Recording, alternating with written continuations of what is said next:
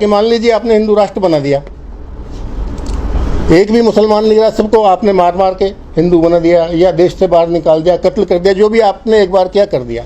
अब जो इस देश में हिंदू बचे, इस बात की क्या गारंटी है कि किसी भी हिंदू परिवार में कोई मोहम्मद साहब जैसे विचार का आदमी पैदा नहीं होगा, कोई महात्मा बुद्ध जैसे विचार का आदमी पैदा नहीं होगा। और अगर वो पैदा हो गया तब फिर आप क्या करेंगे? क्या उसको अपने विचार नहीं रखने देंगे? क्या ये दादागिरी रहेगी? एक और प्रश्न सामने आता है कि अगर अफगानिस्तान अखंड भारत का हिस्सा है तो हमारे पर हमला किसने किया? बाबर तो फिर हिंदुस्तानी हो गया, बाबर तो अफगानिस्तान का था, गजनी गोरी सारे अफगानिस्तान के, तो फिर तो हमारे ऊपर किसी ने राज ही नहीं किया, फिर तो हम ही थे लोग, हमारे लोगों में से ही कुछ मुसलमान बन गए। जैसे तब मुसलमान बन गए, ऐसे आने वाले टाइम पे मुसलमान बन गए, तब क्या करेंगे आप? तो कुल मिलाकर ये समझ में आता है कि ये कंसेप्ट बिल्कुल गलत था। इन्होंने जानबूझ करके लोगों को गुमराह करने के लिए एक नया शब्द सामने रखा, हिंदुत्व। तो मैंने 3 साल बाद भी 2 साल और दिए और मैंने संघ के सभी लोगों से एक प्रश्न पूछना शुरू किया कि कोई बात नहीं, आप हिंदू राष्ट्र के नाम पे, राम मंदिर के नाम पे, किसी भी नाम पे देश में दंगे कराना चाहते हैं, करा लीजिए। हजारों लाखों लोग वैसे भी एक्सीडेंट में मर जाते हैं, 3-4 लाख और दंगों के नाम पे सही, हिंदू राष्ट्र बनाने के नाम पे सही। लेकिन उसके बाद की क्या गारंटी है? उसके बाद कौन सी व्यवस्था आप लाएंगे? उसके बाद देश की समस्याओं का क्या हल है? आपके पास क्या ब्लूप्रिंट है? क्या आप लाना चाहते हैं? तो उनका जवाब था कि सारी व्यवस्थाएं अच्छी होती हैं, चाहे कम्युनिज्म हो, चाहे सोशलिज्म हो, चाहे कैपिटलिज्म हो, चाहे कुछ और हो, सिर्फ अच्छा व्यक्ति आना चाहिए, हमारे अच्छे आदमी आएंगे तो सब ठीक हो जाएगा। उसी टाइम पे एक और संस्था बनी, बजरंग दल। मेरे आंखों के सामने पहली बार संघ के अंदर अपराधियों को प्रवेश दिया गया बजरंग दल के नाम पर। तब भी मैंने ऑब्जेक्शन किया कि आप इस बजरंग दल में अपराधियों को क्यों भर्ती कर रहे हो? उन्होंने कहा हमें तो गुंडों से लड़ना है। मैंने कहा एक दिन ये जो अपराधी है ना, ये आपको आउट कर देंगे। आज वही स्थिति देश के अंदर है। आज आप देखिए पूरा अपराधी वर्ग इसके अंदर शामिल हो चुका है। सारहीन, तथ्यहीन, तर्कहीन मुद्दे लोगों के सामने रखे जा रहे हैं। इसी तरह का एक मुद्दा बड़े ही भ्रामक तरीके से देश के सामने रखा जा रहा है, हिंदू राष्ट्र का। कभी ये संघ परिवार के लोग बोलते हैं कि ये देश तो हिंदू राष्ट्र है, कभी बोलते हैं हिंदू राष्ट्र बनाना है। अगर है तो फिर बनाना क्या है, और बनाना है तो कैसा बनाना है, फिर उसकी रूपरेखा क्या है? पिछले 8 साल में ये इसकी रूपरेखा के बारे में एक लाइन भी बताने में असफल रहे। इसका मतलब इसकी रूपरेखा में कुछ न कुछ गोपनीय जरूर है। दूसरा प्रश्न ये उठता है कि यही वर्ग के लोग एक तरफ अखंड भारत का भी नारा लगाते हैं। अगर मान लीजिए अखंड भारत बन जाता है, जैसा कि हम भी चाहते हैं, सभी चाहते हैं कि बने, कौन नहीं चाहेगा कि अखंड भारत नहीं बने? तो इस अखंड भारत में अफगानिस्तान 4.5 करोड़ लोग, पाकिस्तान 22.5 करोड़ लोग, बांग्लादेश 16 करोड़ लोग, लगभग हो गए 40 करोड़ लोग, 30 करोड़ अभी देश के, यानी लगभग 75 करोड़ तो मुस्लिम होंगे इस देश के अंदर। तिब्बत के और बर्मा के, श्रीलंका के मिला लीजिए तो 10-12 करोड़ बौद्ध हो जाएंगे। तो हिंदू तो माइनॉरिटी में नजर आ जाएगा। अगर 10 साल लग जाते हैं हिंदू राष्ट्र बनाने में, तो 10 साल तक इन सबकी जनसंख्या बढ़ेगी जैसे बढ़ती है। तो उस टाइम पे फिर देश में डेमोक्रेसी रहेगी या नहीं रहेगी? अगर डेमोक्रेसी नहीं रहेगी तो इतने सारे लोगों को, अभी 30 करोड़ लोगों को तो ये लोग संभाल नहीं पा रहे हैं। इनको लग रहा है कि बस हिंदू खतरे में आ गया।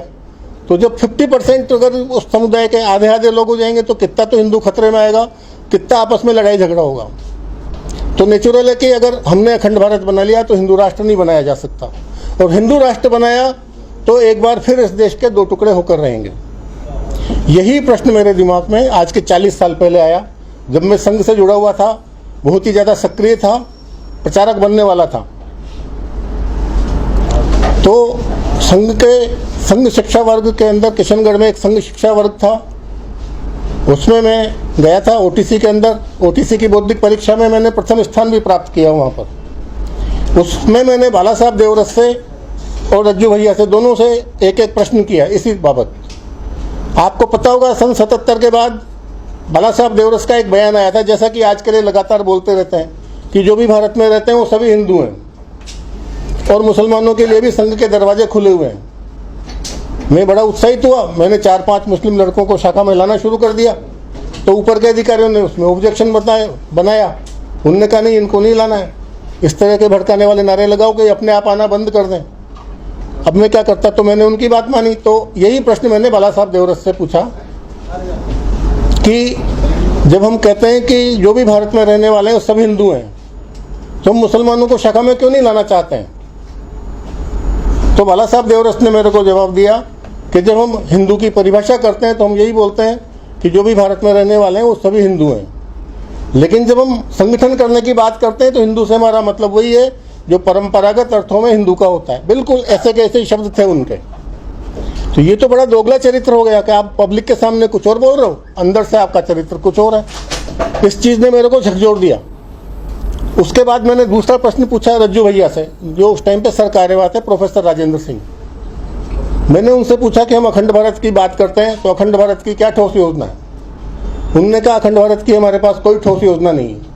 अब इसके बाद तो किसी प्रश्न करने की गुंजाइश ही खत्म हो गई। मैंने ये डिसाइड कर लिया कि मैं संघ से अलग हो जाऊंगा। जब बौद्धिक परीक्षा में पूछा गया कि आप आगे आपकी क्या एक्टिविटी रहेंगी संघ के लिए, तो मैंने कहा 3 साल तक मैं 3 घंटे रोज आरएसएस को दूंगा और 3 साल बाद आरएसएस से अलग हो जाऊंगा। तो उन्होंने कहा क्यों? मैंने कहा आपके पास कोई समाधान ही नहीं है, कोई सोल्यूशन नहीं है, देश की समस्याओं का हल नहीं है, गरीबी बेरोजगारी की तो बात ही नहीं करते हो। एक और मेरे से सवाल पूछा गया वहाँ पर कि आप यहाँ से जाने के बाद बीजेपी के लिए क्या करेंगे? मैंने कहा मैं बिल्कुल बीजेपी के लिए काम नहीं करूँगा। उन्होंने पूछा क्यों? तो मैंने कहा कि मन में ले तन उजरे बगुला भगत अनेक, ताते तो कागा भले भीतर बाहर एक। मेरे को उसके बाद जब मैंने वहाँ से जाना, संघ में सक्रियता अपनी कम की धीरे धीरे। ऐसा नहीं कि मेरे को कोई गुस्सा आया, कोई लड़ाई झगड़ा हुआ, किसी से नाराज़गी हुई, लेकिन मेरे को लगा कि इस विचार से देश को खतरा है। बिना विचारे, बिना कोई योजना बनाए इस तरह की बातें क्यों की जाती हैं? इनका कोई तो इरादा होगा। ऐसा तो हो नहीं सकता कि पिछले 90-98 साल से कोई संस्था काम कर रही हो बिना किसी उद्देश्य के। फिर मैं इसकी बहुत गहराई में गया। कुछ घटनाएं मैंने अभी इसमें एक पुस्तक मैंने इसी विषय में लिखी, पूरी विवेचना करते हुए मैं भी उसका ब्रीफ करता हूँ। तो मैं फिर इस गहराई में गया कि ये हिंदुओं में फूट कहाँ से आ गई। जब हिस्ट्री पढ़ी तो हिंदुओं में तो कोई फूट नहीं थी। जब राजा दाहिर सेन पर मोहम्मद बिन कासिम का हमला हुआ सन 700 के अंदर, तो बंगाल के औरतों ने चरखा काटा, पैसे इकट्ठे किए, बंगाल से चंदा इकट्ठा करके सिंध भेजा गया। इससे ज़्यादा और कौन सी राष्ट्रीय एकता चाहते हो आप?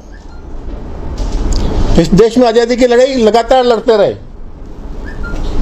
जो हेमचंद्र विक्रमादित्य था उसकी सेना में अफगान लड़ाके थे जो मुगलों से लड़ते थे। महाराणा प्रताप की सेना में सेनापति इनका हकीम खां सूर था। अकबर का सेनापति मान सिंह था। ये धर्म के झगड़े कहाँ थे? अगर धर्म के झगड़े होते तो पिछले इतने सालों में हिंदू कहाँ से बसते?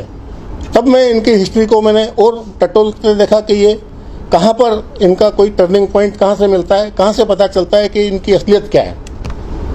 तब मुझे पता चला कि एक किसी भी आदमी को या तो उसके दोस्तों से जाना जा सकता है या उसके आदर्शों से जाना जा सकता है। तो मेरे को एक अजीब कड़ी मिली कि पूरे देश में सिर्फ संघ परिवार एक ऐसा है जो पुष्यमित्र को आदर्श मानता है। उस पुष्यमित्र ने परेड के दौरान बौद्ध राजा था वृहदर्थ, उसकी हत्या कर दी। उसके बाद वो सत्ता में आ गया। उसके बाद बौद्ध भिक्षुओं का कत्लेआम हुआ। इस देश से बौद्धों का सफाया कर दिया गया। अब आप कहते हैं कि उनको मुसलमानों से परेशानी, उनको तो बौद्धों से भी परेशानी है। अभी आपने देखा किस तरह से एक राजेंद्र गौतम, उनको पद से सिर्फ इसलिए हटा दिया गया कि उन्होंने कुछ ऐसी बात कह दी जो हिंदुओं को गवारा नहीं थी। ये कोई दादागिरी है कि आप कहोगे उसको सब देवता मानेंगे? अगर मैं हिंदू हूँ तो मोहम्मद साहब में आस्था क्यों होगी? और मोहम्मद साहब में आस्था होगी तो मैं मुसलमान बन जाऊँगा, फिर हिंदू हिंदू देवी देवताओं को क्यों मानूंगा? तो अगर उसने ये कह दिया कि मैं फला फला देवी देवता को नहीं मानता हूँ, तो नहीं मानता, उसमें क्या दादागिरी है? आपकी ज़बरदस्ती है कि उसको मानना पड़ेगा। और जो व्यवस्था परिवर्तन की बात कर रहे हैं, उन्होंने जो उनके मंत्री हैं 9 महीने तक जेल में हैं, उनको उन्होंने पद से नहीं हटाया और इस आदमी को एक जरा से मुद्दे पर उन्होंने पद से हटा दिया। तो इससे पता चलता है कि इनकी अलग से मानसिकता क्या है। तो इससे पता चला कि ये संघ का असली एजेंडा बुद्ध के खिलाफ है, मुसलमानों के खिलाफ है। इसका मतलब कुछ और है, ये असली एजेंडा इनका नहीं है। जब इसकी और हम गहराई में गए, हमने और हिस्ट्री देखी, तो मैंने सोचा कि 1925 में देश के हालात क्या थे, इसको समझा जाए। जब हमने समझा तो पता चला कि 1925 में जब डॉक्टर हेडगेवार ने संघ की स्थापना की, 250 साल पहले मुगल सत्ता समाप्त हो चुकी थी। यानी मुगलों से तो कोई खतरा था ही नहीं। मराठों का राज वहाँ पे 250 साल से महाराष्ट्र के अंदर मराठों का राज्य था। मुगलों बादशाहों से ये चौथ और संदेशमुखी वसूल किया करते थे मराठा लोग। और अंग्रेजों ने जो सत्ता छीनी वो मुगलों से नहीं छीनी, वो मराठों से छीनी, यानी कि हिंदुओं से छीनी। तो सत्ता हमसे छीनी अंग्रेजों ने और हमारी नाराजगी मुसलमानों से। ये तो बहुत ही अजीबोगरीब बात हुई। तो इसका मतलब वो नाराजगी किसी और चीज़ से थी। तो वो नाराजगी किससे थी? वो एक ही कंटिन्यूटी है, चाहे वो पुष्यमित्र का प्रकरण हो, चाहे अभी का प्रकरण हो। उस टाइम पे ये देखिए कि उस टाइम पे खतरा किससे था और किसको था। मुसलमानों से तो उस टाइम पे हिंदुओं को कोई खतरा नहीं था। आज़ादी के स्वतंत्रता संग्राम में जितने भी नेताओं के नाम आते हैं, कितने मुसलमान हैं? क्रांतिकारियों में कितने मुसलमान हैं? इसका मतलब हिंदू डोमिनेटिंग था उस टाइम पर। हिंदू दबा कुचला नहीं था जो इन्होंने बार बार हमारे ऊपर ब्लेम किया गया। और मेरे को ऐसा लगा कि जैसे कोई बेटा होता है, कपूत बेटा, वो हमेशा ही रोना रोता रहता है, मेरे पिताजी ने कुछ नहीं किया, मेरे दादाजी ने मकान नहीं बनाया, मेरे उनने कुछ नहीं किया। ठीक उसी तरह से संघ के लोग यही रोना रोते रहते हैं, हमारे पूर्वजों ने ये कर दिया, हमारे पूर्वजों ने ये कर दिया। तो समझ में आया कि संघ का जो असली मकसद है वो, क्योंकि जब बुद्ध का सफाया किया गया यहाँ से बौद्ध धर्म का, उसके बाद जो व्यवस्था स्थापित हुई, तो महात्मा बुद्ध के आने के पहले तो वैदिक व्यवस्था थी, लेकिन इन्होंने आने के बाद वैदिक व्यवस्था तो स्थापित नहीं की, कोई दूसरी व्यवस्था स्थापित की। तो वो जो व्यवस्था थी जिसे हम पाखंडवाद कहते हैं, जिसमें कुछ पूंजीपति लोग, कुछ धर्माचार्य लोग पूरे देश के सिस्टम पे कब्जा कर लेते हैं और लोगों को स्वेच्छा से अपना शोषण कराने का मौका देते हैं। इस तरह का उनका ब्रेन वॉश किया जाता है। इसको हम और गहराई में गए कि ये पतन आखिर कब से शुरू हुआ, तो हमारे पकड़ में आया कि जो 7वीं शताब्दी से लेकर के और उसके अतीत में जाएं तो 2500 साल पहले तक का जो बीच की हिस्ट्री है, उस बीच की हिस्ट्री में 2 तरह की संस्कृत बोली जाती थी। जो उसके पुराना इतिहास है उसमें एक ही संस्कृत है, वो संस्कृत है वैदिक संस्कृत। आम आदमी, खास आदमी वाल्मीकि रामायण और दूसरे जो पुराने ग्रंथ हैं सब एक ही भाषा बोलते हैं। लेकिन इस जो बीच का जो कालखंड आया, उसके जितने भी आप किताबें पढ़ेंगे, विज्ञान शाकुंतलम, स्वप्न वासवदत्तम और जो भी, तो उन सब किताबों में 2 भाषाएं हैं। एक संस्कृत जो एलिट वर्ग है, जो कुलीन वर्ग है, जो राज परिवार के लोग हैं और जो शिक्षाविद हैं, वो वहाँ पर संस्कृत बोलते हैं, और महिलाएं और शूद्र वो वहाँ पे एक नई भाषा बोलते हैं। इसका मतलब ये वो टाइम था जब हमने शूद्रों को और महिलाओं को शिक्षा से वंचित कर दिया। और इस देश का पतन का कारण सिर्फ इसलिए हुआ कि हमने शिक्षा से शूद्रों को और महिलाओं को वंचित कर दिया, यानी education for all, education compulsory, education free, ये कंसेप्ट हमारा समाप्त हो गया। तो हमारा जो पतन हिंदुओं की फूट की वजह से नहीं हुआ, हमारा पतन शिक्षा के पतन से हुआ। 1923-25 के पहले हिंदुत्व जैसा कोई शब्द किसी धर्म ग्रंथ में कहीं पर भी नहीं मिलेगा। उस हिंदुत्व के पीछे पर्पस क्या था? तो आप उस 1925 के दौर को देखिए कि उस टाइम पर धर्म सुधार आंदोलन चल रहे थे। 14वीं शताब्दी में चले, फिर उसके बाद 18वीं 19वीं शताब्दी में धर्म सुधार आंदोलन चले, और 1925 से लेकर के आज तक ये धर्म सुधार आंदोलन गायब हो गए। आप देखिए जो संघ परिवार के लोग हैं आशाराम के खिलाफ नहीं बोलते, जबकि वो ब्राह्मण नहीं है। निर्मल बाबा के खिलाफ नहीं बोलते। तो ऐसा नहीं है कि संघ के लोग ब्राह्मणवादी हैं, ये पाखंडवादी हैं। ये पाखंडी लोगों के खिलाफ संघ कभी नहीं बोलता। मुरारी बापू के खिलाफ बोलेंगे, स्वामी अग्निवेश के खिलाफ बोलेंगे, यानी जो भी इस देश में धर्म सुधार की अच्छाइयों की बात करेगा, सुधार की बात करेगा, ये उसके खिलाफ है। तो 1925 में न हिंदुओं को खतरा था, न मुसलमानों को खतरा था, न हिंदू मुस्लिम के बीच कोई झगड़ा था। एक और बहुत इंपॉर्टेंट बात मैं आपको बताऊं, हिंदुओं और मुसलमानों के बीच कोई झगड़ा नहीं था। सबसे पहला इस देश में जो दंगा हुआ वो बॉम्बे के अंदर हुआ, जब राजा एडवर्ड यहाँ पर आया। उसके सम्मान में मुस्लिम लड़कियों ने गाना गाया, नाच गान पेश किया और उसका सम्मान किया गया। वो पहला दंगा था जिस दंगे में हिंदू मुसलमान एक साथ लड़े थे, ईसाइयों और पारसियों के खिलाफ। तब अंग्रेजों को ये बात समझ में आई कि इस देश में राज करना है, इन दोनों को लड़ाना जरूरी है।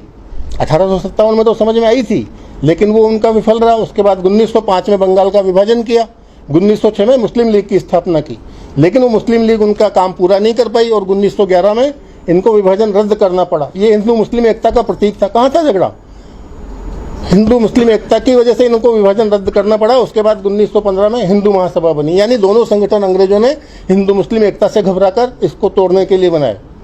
और जो संघ के संस्थापक डॉक्टर हेडगेवार के गुरु हैं मुंजे साहब, डॉक्टर मुंजे, वो भी हिंदू महासभा के सक्रिय कार्यकर्ता थे।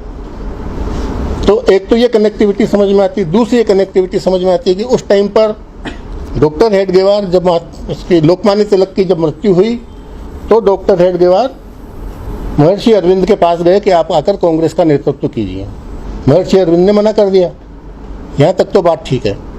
उसके बाद अगला प्रश्न ये उठा कि उस टाइम पे लाला लाजपत राय वो बहुत बड़े नेता थे। उस टाइम पे गांधी जी तो पृष्ठभूमि में थे, फ्रंट पर तो लाला लाजपत राय थे। ये लाला लाजपत राय के पास क्यों नहीं गए कि आप जो है कांग्रेस का नेतृत्व करें, और उन्होंने कांग्रेस से अलग होने का फैसला किया। तो उससे क्या साबित होता है कि लाला लाजपत राय आर्य समाजी थे, यानी वो सुधारवादी थे। तो इसका मतलब यहाँ से लिंक पकड़ में आता है पुष्यमित्र से और ये लाला लाजपत राय से इनकी दूरी बनाने से। उसके बाद 1921 से लेकर के और 1923 के बीच में वहाँ पर 3 महीने पहले केरल में एक दंगा हुआ था, जो वास्तव में मारवाड़ियों के खिलाफ वहाँ के मजदूरों ने किया था। इस तरह के कुल 12 क्रांतियाँ अपने देश में हुई हैं जहाँ पर मजदूरों ने सामंतों के खिलाफ और अंग्रेजों के खिलाफ हमले किए हैं। ये जो केरल में दंगा हुआ था, मोपला विद्रोह जिसको कहते हैं, तो पहला हमला इन्होंने अंग्रेजों के पुलिस स्टेशन पे किया था, यानी दंगों का टारगेट मारवाड़ी नहीं थे। बाद में अंग्रेजों ने उसको टर्न किया और ये मारवाड़ी में टर्न हो गया। और उसके बाद 3 महीने बाद उस दंगे को इन्होंने हिंदू मुस्लिम दंगे के रूप में कन्वर्ट किया गया। उसके बाद हिंदुत्व नाम की किताब लिखी गई। उसके बाद 1923 के अंदर नागपुर में एक जुलूस निकाला गया, गणेश चतुर्थी का जुलूस निकलता था। वो जुलूस इनका जो निकलना था, वो जुलूस इन्होंने मस्जिद के सामने से निकालने का फैसला किया। और ये फैसला करने वाले कौन थे? डॉक्टर मुंजे और doctor Hedgewar. Doctor Moonje doctor Hedgewar के राजनीतिक गुरु थे। इन दोनों ने मिलकर के वहाँ मस्जिद के सामने से जुलूस निकाला। हर साल निकलता था। मुसलमानों ने कहा कि ये जो मस्जिद के सामने से आप जब जुलूस निकालेंगे तो मस्जिद के सामने बाजे नहीं बजाएंगे, संगीत नहीं बजाएंगे, क्योंकि इस्लाम में ये वर्जित है। इनने कहा नहीं, हम बजाएंगे। इन्होंने ज़बरदस्ती वहाँ से जुलूस निकाला, वहाँ पे बाजे बजाए, वहाँ पे संगीत बजाया, दंगा हुआ। दंगे में हिंदू पिटे। उसके बाद इन्होंने जो है संघ की स्थापना की, यानी हिंदुओं को पिटवाया गया। हिंदुओं को पिटवा के एक ग्राउंड बनाया गया कि देखो हिंदू खतरे में, तुम शाखा में आओ। और उसके बाद 1925 में संघ की स्थापना होती है। 1927 में फिर वहाँ पर दंगा होता है गुजरात में, बिल्कुल सेम इशू होता है, वही मुद्दा आता है। और ये कहते हैं मस्जिद के सामने से जुलूस निकालेंगे। वही मस्जिद के सामने रुक करके जुलूस निकाला जाता है, वहाँ पे वही बाजे बजाए जाते हैं। फिर वहाँ पे हमला होता है और उस बाद मुसलमान को हिंदू लोग मिलकर पीटते हैं और संघ की जय जयकार हो जाती है। इस तरीके से संघ का काम जोर पकड़ता है। तो क्या सामने आता है कि संघ का एजेंडा कुछ और है, मुसलमानों को इन्होंने सिर्फ एक टूल बना करके पेश किया है। वो क्यों पेश किया है? क्योंकि अब इनको हिंदुओं के अंदर होने वाले सुधार रोकने थे। अब अगर धर्म की बात करेंगे तो सुधार तक जाएगी, आदमी चर्चा करेगा, गहराई तक जाएगा, पता चल जाएगा ईसाई मुसलमान हिंदू सबों का धर्म एक ही है। ये काम ऐसा नहीं है कि खाली संघ वालों ने किया हो, इस्लाम में भी यही काम हुआ है। वहाँ भी उन्होंने उनको धर्म से रोका है। धर्म की गहराई तक जाने से रोकने के लिए इन्होंने एक नया शब्द बना दिया, हिंदुत्व। इन्होंने कहा हिंदू कोई धर्म नहीं है। अरे धर्म नहीं है तो फिर क्या है? फिर आप धर्मांतरण क्यों करा रहे हो? फिर अगर हिंदू धर्म नहीं है तो अंदर के दांत खाने के कुछ और, दिखाने के कुछ और। तो अब हिंदुओं को धर्म नहीं है ये कहना था, तो हिंदू धर्म को नकारने के लिए इन्होंने एक नया शब्द बना दिया, हिंदुत्व। हिंदू एक जीवन पद्धति है, हिंदू एक संस्कृति है, हिंदू एक समाज है। ऐसे सारहीन तत्वों में हिंदू को उलझा दिया गया और धर्म के अध्ययन से उसको रोक दिया गया ताकि हिंदुओं के अंदर सुधार रुक जाए। तो इसका मतलब इनका जो असली एजेंडा था वो हिंदुओं के अंदर होने वाले सुधार रोकना था। लेकिन अब इस काम को अंजाम कैसे दिया जाए? तो लोगों को एकजुट करने के 2 ही तरीके होते हैं, या तो सामूहिक हित या सामूहिक दुश्मन, साझा हित या साझा दुश्मन। तो इन्होंने एक साझा दुश्मन की तलाश की, जो इनको मुसलमान बड़ी आसानी से मिल गए, क्योंकि मुसलमानों की सत्ता समाप्त हुए 250 साल हो चुके थे। मुसलमान सत्ता में नहीं थे, ईसाई सत्ता में थे।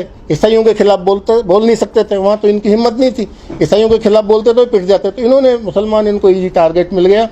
तो अभी तक भी जो लगातार चला आ रहा है, संघ का असली एजेंडा एंटी मुस्लिम भी नहीं है, संघ का एजेंडा हिंदू राष्ट्र भी नहीं है। अगर हिंदू राष्ट्र होता तो निश्चित रूप से उसका ब्लूप्रिंट जनता के सामने 8 साल में रख चुके होते। संघ को सिर्फ अब जो राम मंदिर का आंदोलन के बाद अब इनकी बासी चाय में उबाल आ नहीं रहा है। कृष्ण जन्मभूमि उठा के देख लिया, काशी उठा के देख लिया, सब पापड़ बेल लिए। तो अब हिंदू राष्ट्र के नाम पर सिर्फ चुनाव जीतने के अलावा इनका और कोई मकसद नहीं है। दंगे फसाद करने के पीछे सिर्फ इनका एक ही एजेंडा है कि ये सच्चाई से लोगों को रोक के रखें, हिंदुओं को हिंदू धर्म के अध्ययन से रोक के रखें। तो ये सारा विषय मैंने एक पुस्तक के अंदर बिल्कुल स्पष्ट किया है। ये पुस्तक अभी मैं आपके सामने प्रस्तुत कर रहा हूँ, फिर उसके बाद आप सब जो भी चाहें प्रश्न पूछ सकते हैं।